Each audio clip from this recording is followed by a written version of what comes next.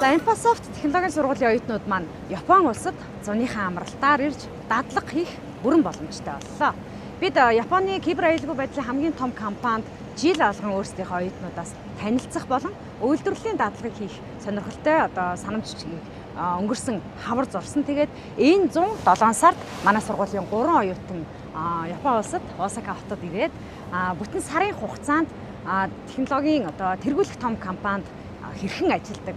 Эдгээр компаниудын үндсэн үйл ажиллагаа хаашаа чиглэдэг. Ер нь энэ аюулгүй байдал cyber security гэдэг зүйл маань дэлхийд энэ хэтээр хаашаа явж байгаа талаар маш сонирхолтой нэг сарыг энд өнгөрөөж туршлагатай болоод буцах юм байнамаа. Тэгэхээр кибер аюулгүй байдлаар сонирхож байгаа хүүхэд залуучууд байх юм бол Infosoft технологийн сургуулийн бүртгэл аль хэдийнэ эхэлсэн доорх линкээр ороод бүртгүүлээд манай сургуулийн албаныхантай ярилцлага хийгээд LCT ерөнхий шалгалтынхаа дараа оноогоо бидэнд авчирч үзүүлээд сургуультай элсэн орох бүрэн боломжтой. Тун утгагүй уулзцгаая.